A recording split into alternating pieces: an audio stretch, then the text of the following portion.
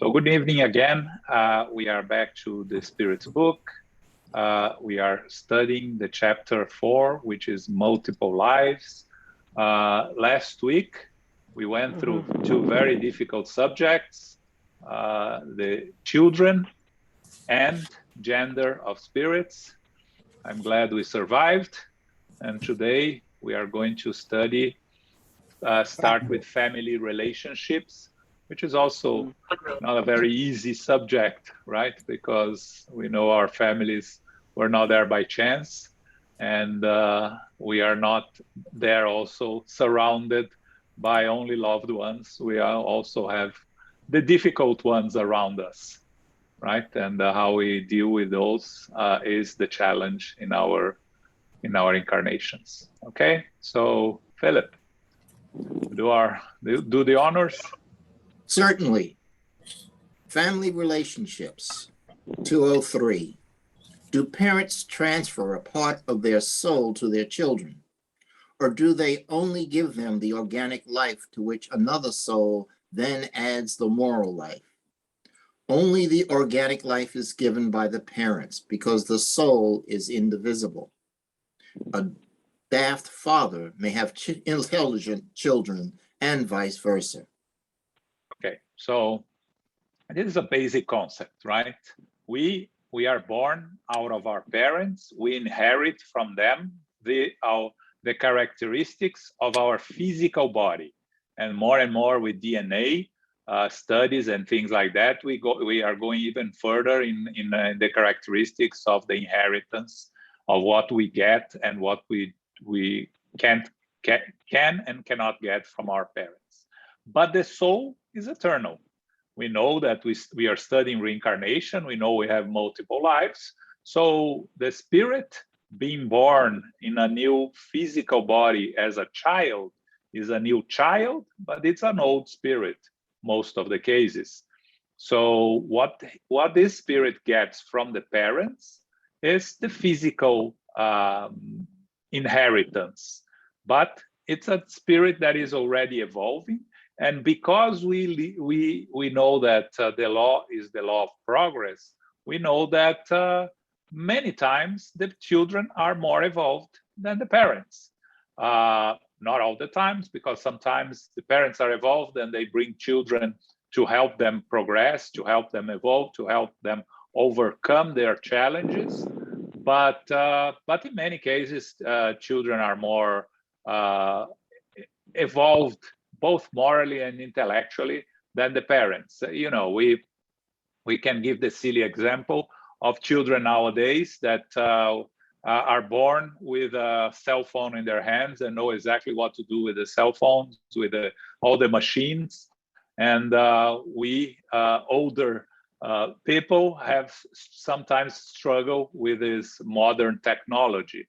They apparently have no problem with those. So again, did they have any technology in the previous incarnation? No, but the time they spend in the spiritual world, they prepare themselves for this in many cases, not all cases. Each case is a different case, and they may come better prepared. Okay? Questions, comments? Okay. 204. Do our relationships extend beyond our present existence since we have had many lives? Of course. The succession of their physical lives establishes a variety of relationships among spirits, which date back to their former lives. These relationships are often the cause of the empathy or aversion which you sometimes feel towards individuals whom you seem to meet for the first time. So when we talk about relationships, and that's very important, because some people, when they are new to Spiritism and they start discussing reincarnation and multiple lives and multiple family members, they may be tempted to think that instead of growing family, we have broken relationships, meaning my parents in this incarnation, I'm going to lose contact with them for the next incarnation because I'll have different parents and siblings. And in truth, what we learn from Spirit is that our loved ones are never lost. The true loves, and love in the sense of fraternal, eternal love, they are, we are around them in different forms throughout our eternity. So our spiritual family only grows. Of course, some individuals that are present in our life when we have difficult relationships and they are not really loved ones, the task on this incarnation is to overcome the difficulties of the relationship. And what I normally say is, if we can move from hatred to indifference, is already a progress. It's very hard to move from hatred to love. So that's not that's the ideal, but that's not really an achievable objective in one incarnation. It's very unlikely, possible but unlikely. So if we can overcome the challenges, the differences, especially amongst in those that are in our family, it's already a progress. So when I talk about a couple that gets married and then after some time living together, start to hate each other and cannot stand each other, and they end up divorcing. You cannot say that they created new enemies. You can say that maybe they came here to readjust and to correct the problems they had with each other, and they failed. Or in those cases that you have marriages that end after some time and they end in a nice way, the couple doesn't really fight, it's just they fell out of love with each other. You can say that there's a reincarnation, that they came to readjust with each other. They did successfully, and they no longer need to be together. So they finished their job in this incarnation, and they can go on their separate ways. So each case is a case, and sometimes people think, oh, you have to stay married until the end of your life because otherwise you're not solving the challenge of your relationship, and that's not true. Maybe you do solve during the life, and you go separate ways. Now, also the second part talks about the empathy or aversion, which you sometimes feel towards individuals, right? And that's very interesting, because how do you make relationships outside your family, right? You get along with people. Sometime in our life, you find these souls that you relate to, and that become, very good friends, very good companions, and then sometimes there are those that the first time you meet them, you never met them before, and you feel this repulsion that you don't really understand where it comes from, because you never saw this individual before. Yeah, you never saw in this life. So maybe it's someone that you had problems in the past, and that's something that you have to work on this incarnation. Again, we're not supposed to, we are imperfect spirits. We're not supposed to solve our problems in our incarnation. We are supposed to address issues that we have as much as we can to leave this incarnation better than when we started. But that very difficult family relationship that you have, you not necessarily you need to leave this incarnation loving that person. You may leave this incarnation without having major issues with them. From major issues, you leave this incarnation with minor issues. It's already progress. So that's all we can aim for sometimes. And again, all relationships are a two-way street. Remember that. We can do our part, but if the other part doesn't want to do their part, the best we can do is wish them well and move on, because we cannot fix problems for others. Okay? Comments, questions here?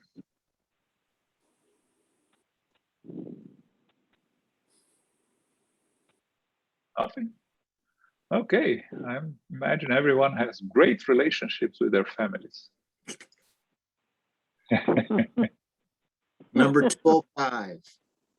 It would appear that for some, reincarnation seems to destroy family ties by carrying them back to periods prior to our present existence. It extends rather than destroys them. On the contrary, the idea that present relationships are based on prior affections makes the bonds between members of the same family less precarious.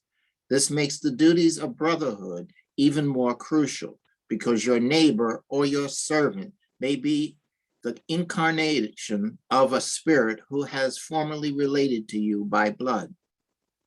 Subsection A. Regardless, it diminishes the importance that many people give to their ancestry, since we may have had a spirit that has belonged to a different race than our father, or one that has held a different social standing.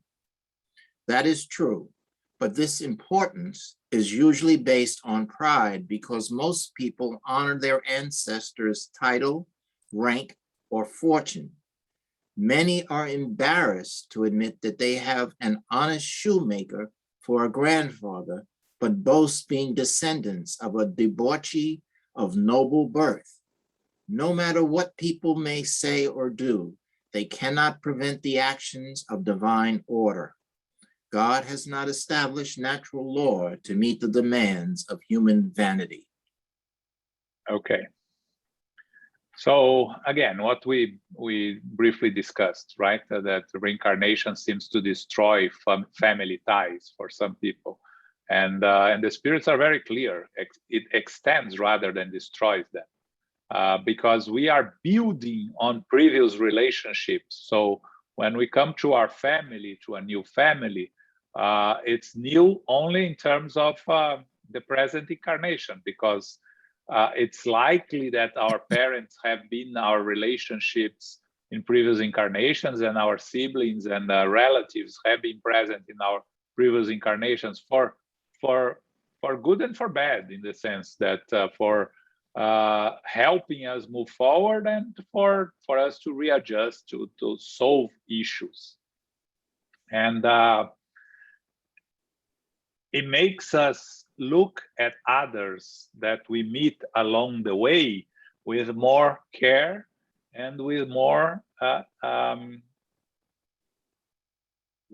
interest, because we never know who we are getting closer to, that are not part of our family, was related in the past, right? So you see many people talking about having a better relationship with friends than with siblings. And this is probably a clear reference from previous incarnations where you had close connections with your friends of this present life. And sometimes the rejection that children or parents feel for each other, right? It's more common from children to parents than from parents to children. Especially more difficult from mother to children, more difficult to have a rejection, and that's one reason that sometimes you are born to a mother that you had issues in the past, because the love of a mother, it is said to be the most perfect love that we can have in this present stage of evolution. So that's why many cases are solved by the children being born to a mother that they had issues in the past. So the idea of reincarnation strengthens family ties instead of making it disappear. If many of you have read the book Family Constellation from Joana de Angelis and Divaldo Franco, and it's if you are interested in going deeper in family relationships, it's a very good book that talks about relationships within family and duties and responsibilities of us towards our family and our family towards us. And then when Kardec asked the spirits, it's interesting that this comes from something in the middle of the 19th century, talking about that, the ancestors' rank, title, of fortune, which is still something that people have pride. My great-grandfather was this great, famous whatever, and in the end, were they a better, more evolved spirit than their other great-grandfather that was a very simple man? There's nothing that can say one way or the other, right? But people give a lot of importance of inheritance to famous people, when in reality, we probably have ancestors that are more evolved spirits that we never paid any attention or never focus on them. So the natural law that they said that God has not established the natural law to meet demands of human vanity, right? Okay, Luis. Yes. Question. I've heard from people on the subject of spiritual family. There's a good possibility that we spiritists linked by fraternal thoughts might end up forming a family after we discarnate. I'm talking about a discarnate family. We might, end up together, close by. Do you agree with this view? Do you have a reference to support it? I fully agree, because if here in our incarnation we try to surround ourselves with people with the same interests, right? With all the difficulties of our physical life, going back to the spiritual world, we are going to find ourselves, according to our vibrational level, surrounded by people that have the same ideas, the same thoughts, the same interests, in a sense. So I fully agree that we are going to, if we are spiritists that have worked in spiritism and have been interested in this in a deeper sense, we definitely are going to be surrounded by those that share the same interests in the spiritual world, right? Again, I think of the family that André Luiz lived with in Nosso Lar, right? Alicia's family, which is a family connected by, it was a family also already in the physical life. So they continue to be a family in the spiritual world. But I'm thinking if I remember any other example there, any other thing that, but we see in the books of André Luiz, the references between mother and children, right? Mothers, with the book Liberation that we are reading, right? The mother of Gregorio that has been trying for centuries to rescue him. So it's again, it's a connection, a deeper connection. But nothing else comes to mind, Luis. I have to do a little bit of research. My question was a little different, meaning, will I, meet Carol and Philip and Paco further ahead, and might we establish, like family ties in the ethereal world?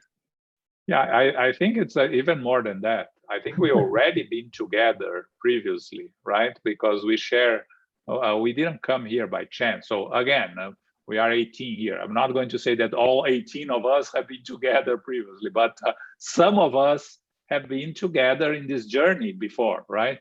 In maybe in different spiritual experiences. It doesn't necessarily need to be in spiritism, but maybe we've been part of the church together in some previous incarnation, and we form some sort of affinity. And as we are progressing, we meet now studying spiritism, and for sure, when we go back to the spiritual world, we will be connected in some form.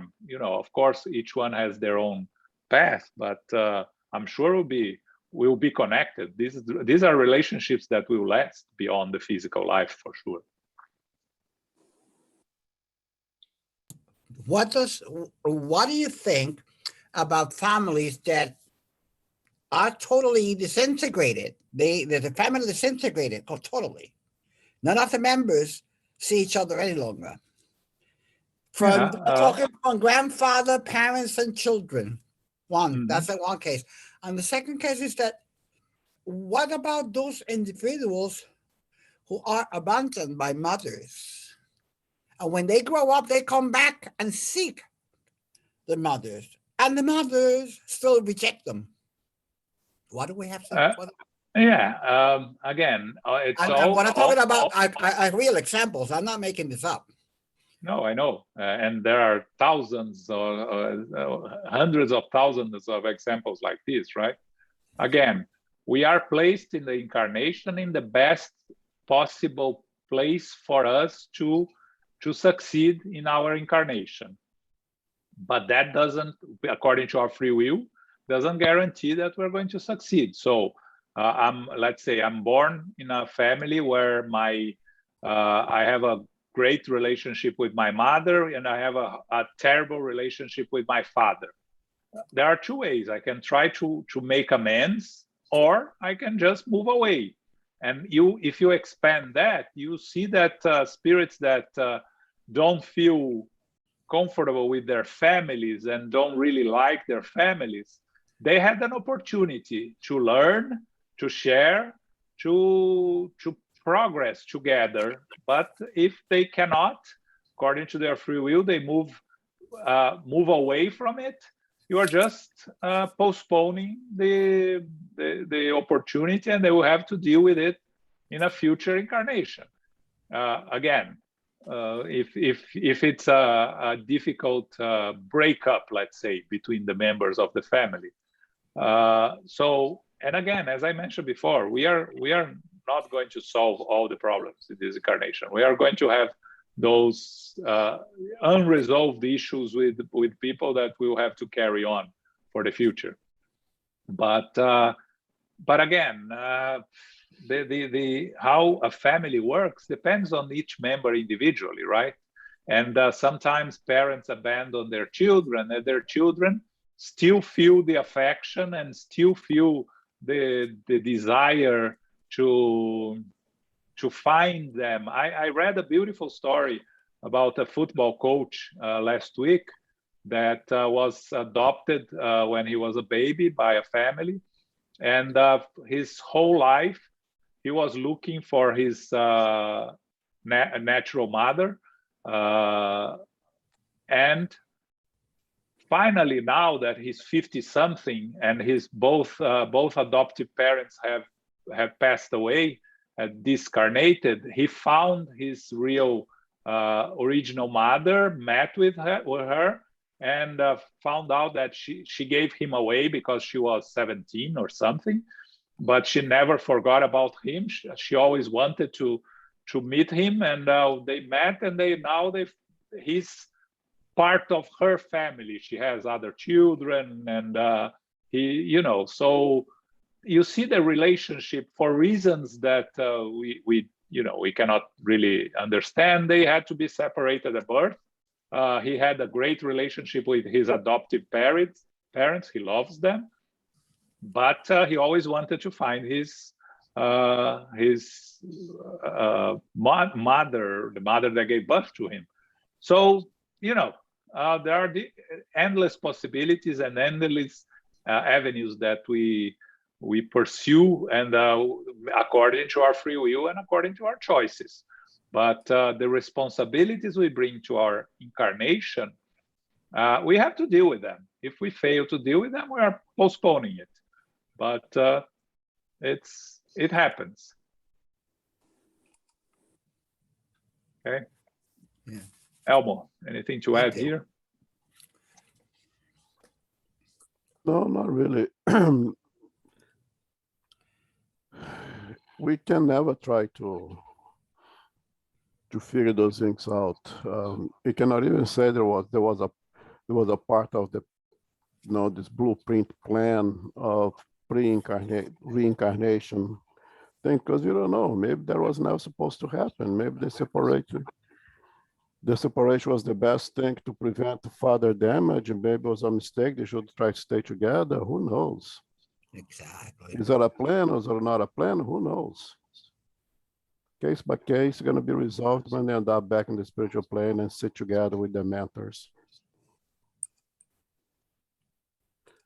I think that one of the things that I like about Mansão do Caminho, or the Dimension of the Way of Divaldo Pereira Franco, taking care of the kids, is in the very beginning of the project.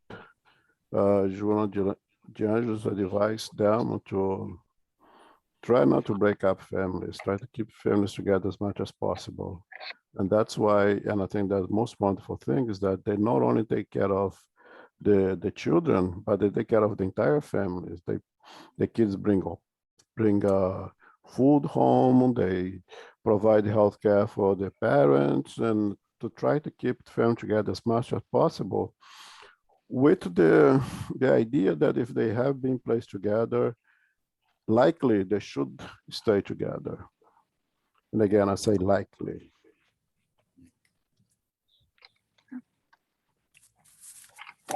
Okay. Thanks, Elmo.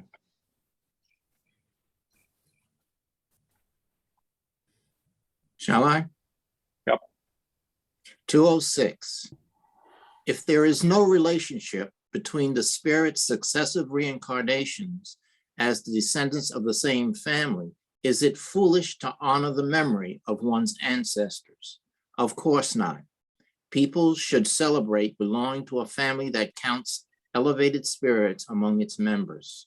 Although spirits do not proceed from one another, their affection for those who are related to them by family ties is real. People are often led to incarnate in such and such a family because of pre-existing links and by the influence of attractions due to relationships from previous lives. You can rest assured that the spirits of your ancestors are in no way gratified by the honors you pay to their memory from a sentiment of pride. Their merits, no matter how great, can only add to your incentives by stimulating your efforts to follow the good examples they may have set for you. Through emulation of their good qualities, your memory can become pleasant and valuable. Okay. How we deal with our ancestors, right? And the Spirit says here, right? We should honor them according to their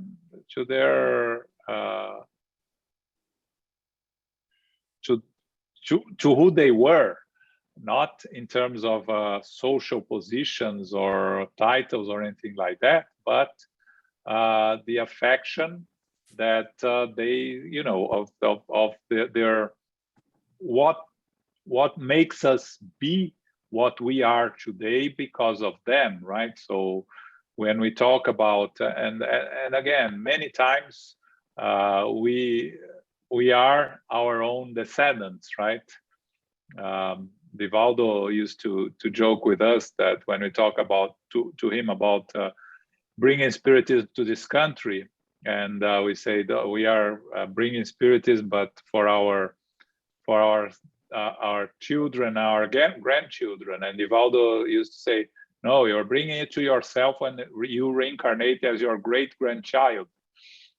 So, we may be great-grandchilds of ourselves. We may have been our great-grandfather, great-grandmother. It's not impossible. On the contrary, it's even likely. If you read the book 2,000 years ago, Publio Lentulus, who is Emmanuel, right? It's the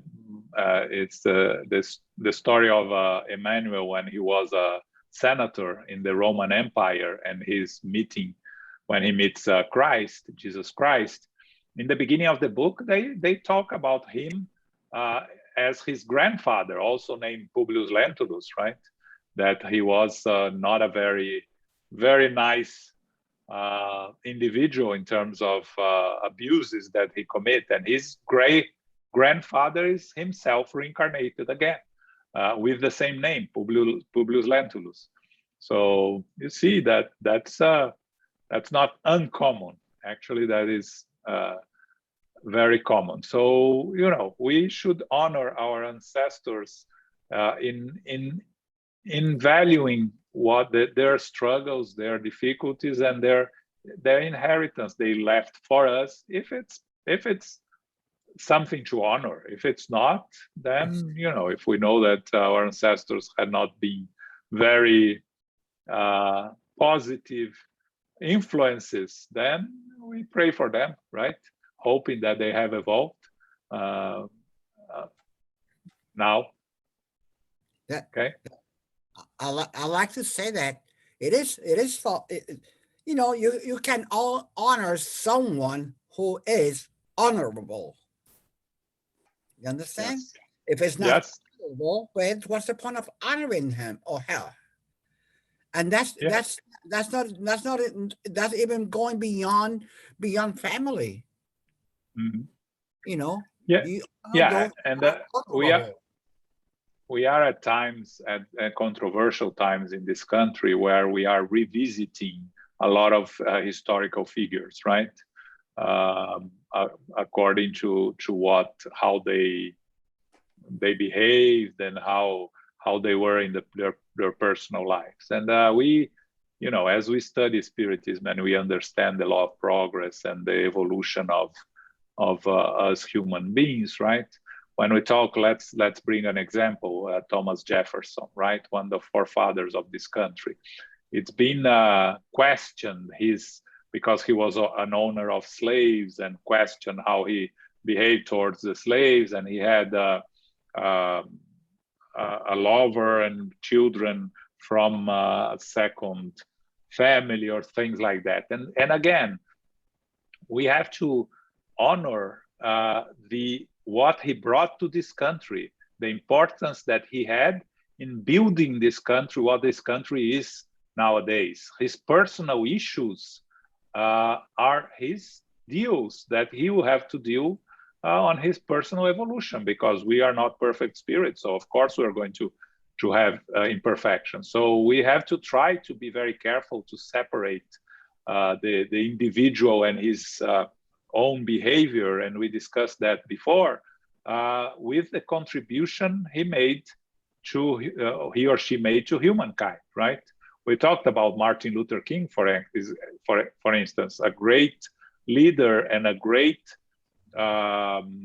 example of how to make something happen in this country, to make changes that are very important and very earth-shattering. And if you read his biography, you see that he had difficult family relationships. He had problems with his wife, has children that didn't get along with him very well. But that's not the case. We're not there. We're not here to discuss the personal lives. We're here to discuss the evolution of the spirit and the contribution of the spirit to humanity in those specific cases. And it's important for us to have that in mind when we are revisiting historical figures in this in history, not only in this country but everywhere, right? So when we talk about Nero that burned Rome and caused a lot of destructions, that's a different case, right? That he caused more harm than good. But those that brought great advances to humanity, their personal problems are their personal problems, deals that they have to issue to deal with in their own evolutionary path. Okay, I hope it became clear, all these explanations here. Any questions, comments?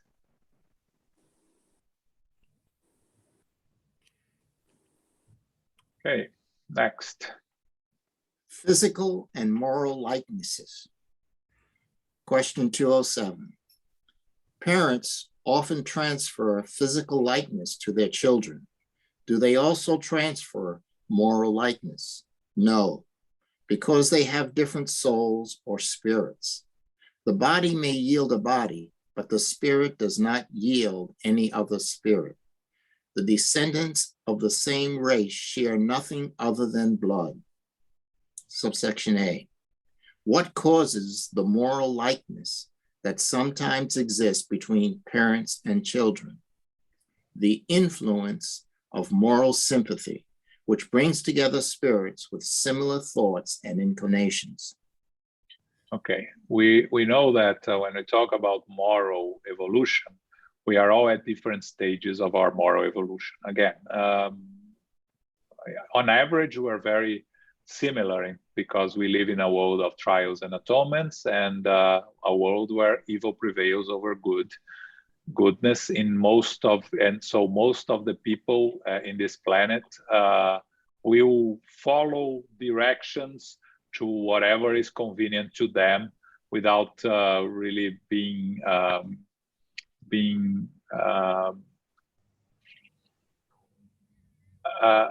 without making good judgment on it.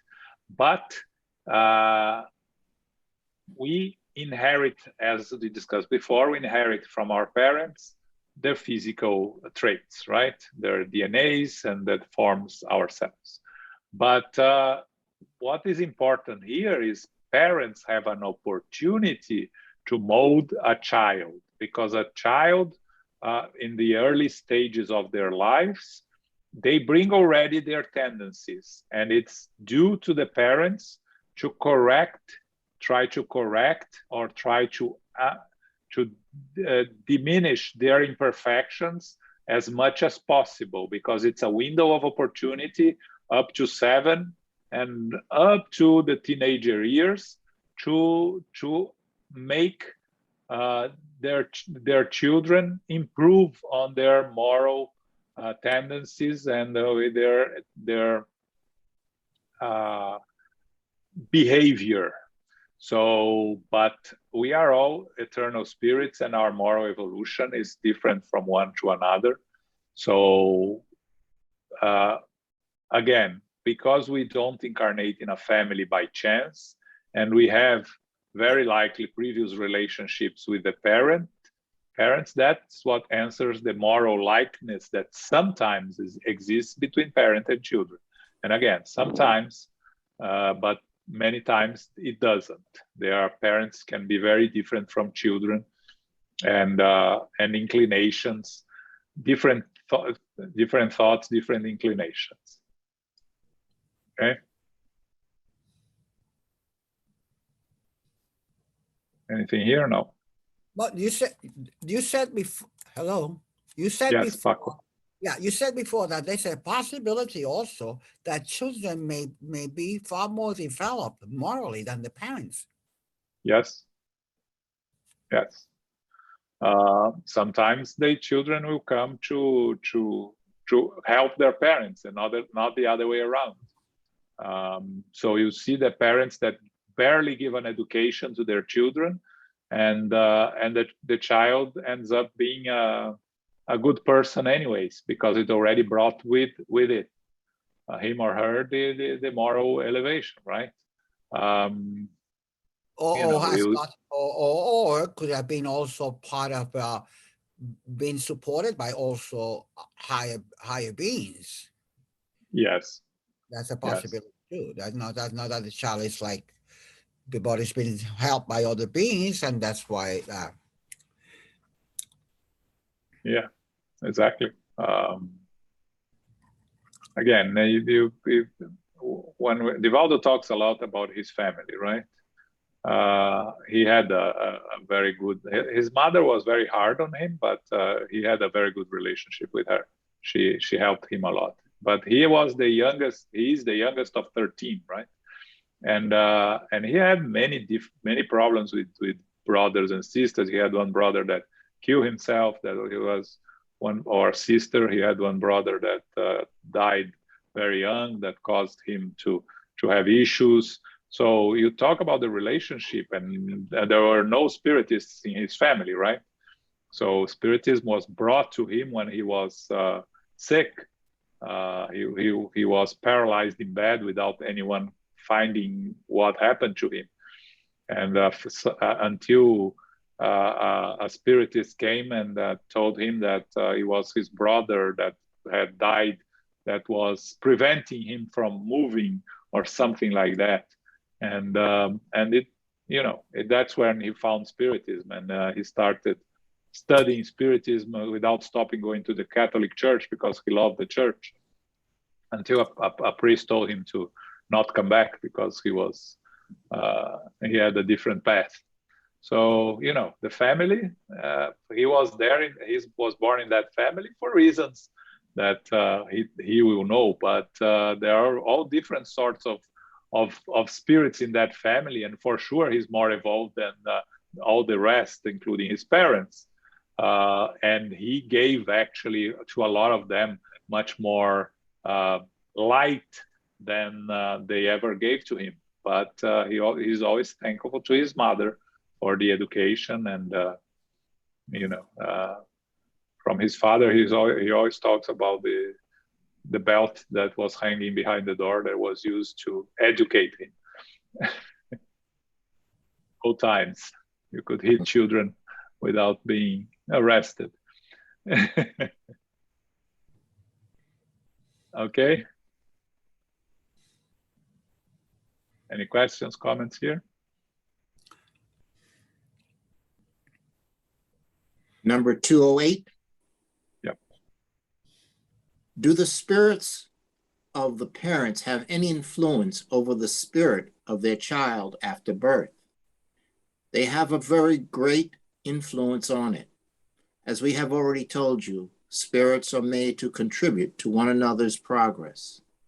The spirits of the parents are entrusted with the mission of developing those of their children by the training they give them. It is a task that is appointed to them and which they cannot fail to fulfill without feeling a sense of guilt.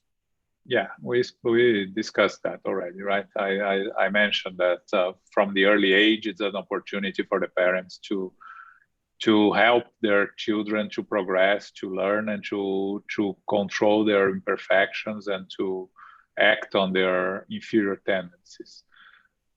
And parents that many times the parents, if they don't make their full effort, they may feel a sense of guilt.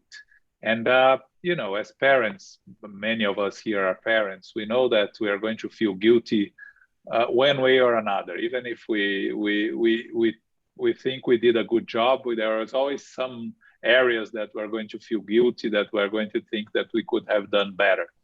And again, we have to be careful, because our children, in the end, they are individual spirits, and we may do the best according to our abilities, and they may choose a different path. They may choose a path that it's not what we wish they were, right? I think it was Raul Teixeira that told that our children are spirits of the size that they are, not that the size that we wanted them to be. And I think that that's very wise, because we wished they were perfect. We wish they were successful, and in reality, things happen differently, right? There are challenges, and as imperfect spirits, we all face difficulties. So, but still, the parents have the responsibility of doing their best according to their knowledge, according to the understanding and their possibilities. Again, we can talk about parents that didn't have the knowledge that they have today. They look back and say, "Oh, if I knew what I know today, I would have done a better job." Yes, but everything happens for a reason, and the more you know, the more responsible you are. So in the sense, you didn't know better at that time, so you did the best you could, and that's all you could have done most of the cases. We are imperfect spirits. We cannot claim to know how perfectly take care of children because we barely know how to take care of ourselves, right? So it's important for us not to carry too much a sense of guilt. Okay. Number 209. Yep. How is it that good and virtuous parents sometimes give birth to children who are perverse and malicious in nature? In other words, how is it that the good qualities of the parents do not always attract a good spirit to embody their child? A bad spirit may ask to have good, honest parents in the hope that their counsel may help them or her mend their ways. And God often entrusts such a child to the care of virtuous individuals so that they may benefit from their love and care. That makes sense. Oh, yeah. Let's talk the other way around, right? Parents that have a good relationship, that they are evolved morally, and sometimes they have children that are really difficult, really with a child with bad tendencies. Why would this happen? This would happen because they are prepared, because they can help this child, and it may be someone that they own from their past, so they may choose to receive this child as a son or daughter, or they have no relationship with the child, but out of charity, a desire to be of help and assistance, they choose to receive a child like that as a son or a daughter. Again, it's a trial, it's a challenge, it's very difficult, but spirits in need, inferior spirits that are in need of help and assistance, need good spirits around them to positively influence them. So you bring up a spirit that is very difficult one to a couple that are virtuous parents. If they can improve a little bit, even if you look at the child and you think, oh, this is an evil spirit. If they can make it a better spirit than it was in the beginning of the journey, they already have done their duty. And treating with love and with care, it's always going to make a difference. It's always going to help in one way or another a child, because they will in some way be changed and affected by their love of loving parents. But it's a very difficult challenge for parents. Okay. 210. Yep. Can parents attract a good spirit into the body of their child by their objectives and prayers? No. But they can improve the spirit of the child who was entrusted to them for that purpose. It is their duty to do this, but bad children are often sent as a trial for the improvement of the parents as well. So can we pray for a good child? We can, but that doesn't guarantee anything. What guarantees is that we are going to have a child that is what we need to deal with, and that is a necessity for all of us, the parents and the children. We can receive, again, when we talk about what Paco mentioned, families that are all problematic, the children, the parents, and everything, it can be a trial, atonement for the whole family, right? To see if they can find a way to improve their relationships. And many times they fail because they make not much of an effort, or they make no effort at all. Many times, but sometimes it works. In the end, it works a little bit. It makes a little of improvement, and it helps the family and helps all the members. So we can pray any way we want, and we should always pray to have children that that are going to be good spirits. But in the end, we need to have those that we can help and that can help us. You know, I remember a case of a woman that had 4 natural children and adopted a 5th. And when she was old and in need of care, the only one that was always there for her was the adopted one. All the other 4 kind of disappeared or took care of their own lives. So, you know, nothing happens by chance. And sometimes the blood relatives are not the real relatives. The real relatives are the ones that we make in our lives. Yeah, I have a question. Sure. How much input do spirits have in the process of reincarnation, either if they come as parents or either if they come as children? How much of an input do they contribute to the entire process? As much as they merit and as much as they are aware. Okay, you remember us studying the book Missionaries of the Light, right? When you have the case of Sigismundo and his parents, which is the case of reincarnation that it's more closely studied in the books of André Luiz.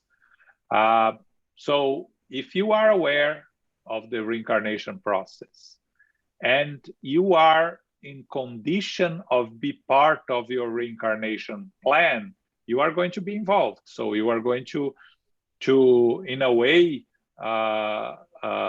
it's not choose because you have free will on both sides, but you are going to see what's good for you, what you are planning to achieve in this incarnation and be part of the plan. So let's say you can plan to get married to someone. Doesn't mean that you are going to, because it's a free will on both sides. But you know, in the plan, and you see this in the block of books of André Luiz, that they say, oh, I'm going to reincarnate and I'm going to marry him or her, and we are going to receive you as a child. We saw that in the beginning of we just studied on a case in Liberation, right? A couple of, I don't remember if it was this month or last month, of a case that hasn't anything to do with the story of the book, but a separate case that we study of a woman that was there with the 2 daughters talking to her. It was last month, actually this month that we studied. And she said that she's going to, the father that is in the lower zones is going to reincarnate, and she's going to reincarnate later, get married to him, and receive a lot of spirits as their children, the 2 daughters to help him, and not 4 others that are, you know, in the lower zones with the father for them to help them. So all of this is planned in the spiritual world by those that have the merit and the ability to plan. If you don't accept reincarnation, or you don't believe in reincarnation, of course you're not going to be part of the reincarnation plan, because it's not something that it's on your mind. Or if you are struggling in the lower zones with mental difficulties to deal guilty or other things that puts you in the lower zones, you are brought to a new reincarnation without you being part of the plan of the reincarnation team that plans for it. But if you are, and again, you go back to Missionaries of the Light, chapters 10 to 13, and you're going to read the reincarnation department in Nosso how it works in different cases, and specifically the case of Sigismundo, Adelino, and what was her name? Elmo, Luis, anyone? Sigismundo, Adelino, and Raquel. All right. So Missionaries of the Light, chapters 10 to 13. You're going to find that, Paco. Thank you. Okay. I think I'm going to stop here because we still have some questions to go, and we are going to talk about twins and conjoined twins, regular twins, and there are three questions about twins in a row here, and I want to leave that so we can talk about it next week, right? So if you have any doubts about twins, bring it to next week. Actually, the next four questions talks about twins. So any questions here? Final questions, comments?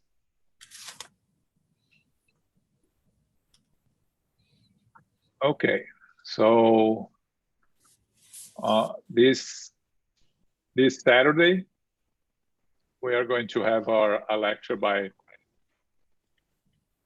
my friend Glaucio Pessoa, who is one of the ones that presents the speakers on the Saturday lectures. He's going to talk about spiritual music. So for those interested in music, Ricardo, thinking about you, it should be a very interesting lecture when he's going to talk about music in the spiritual world and here. So he's going to talk about spiritual music. That's on Sunday? Saturday. That's on Saturday, okay. 11 a.m., the United States Spiritist Federation lecture, okay? I'll be sure to tune in. Yep. You can always watch later if you don't have time, because it's always recorded, and we put on our YouTube page, so you can find it there on SGNY's YouTube page. And on Sunday, we are going to have our Q&A. It's the last Sunday of the month. So bring your questions so we can talk and discuss questions related to Spiritism. And if you have any questions for Luis from his lecture on Sunday, you can bring it to him on Sunday also. Okay. Carol, can you do our final prayer? Sure. Infinite Creator and Supreme Intelligence, we are grateful to be together this evening for our study of the Spirit's book, Multiple Lives, Chapter 4. We are discussing our family relationships. Of course, they are varied, as we would say, case by case.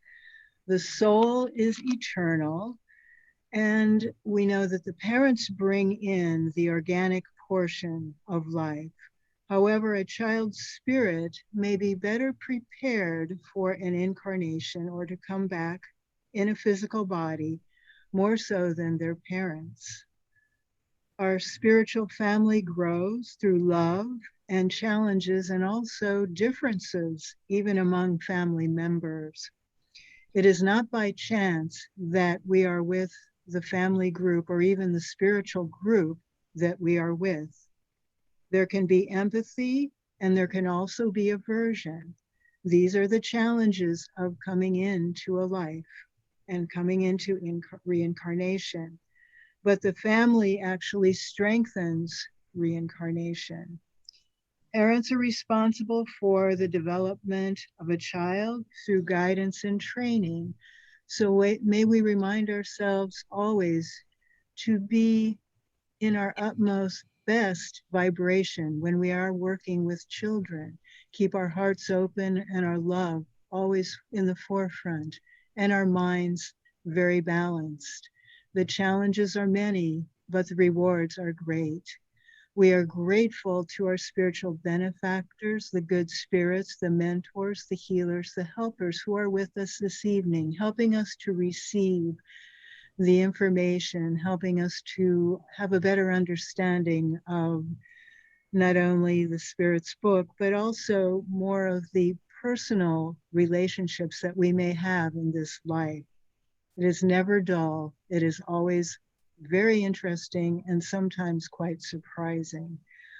May we go forth throughout the week with our prayers, with our studies, and with our mindfulness, and may we receive the love, light, and peace of Christ within us. May we do good works throughout the week, and may charity be utmost in our hearts, for we know that charity is actually love in action. We celebrate one another and we share this great study together. We are blessed truly, very deeply. And as we close this portion of the meeting now, may we ask humbly for safety and protection as we go forth to family, friends, loved ones, and co-workers. And as we close, may we remind ourselves to be beacons of light. Go forth now in peace and in gratitude. So be it.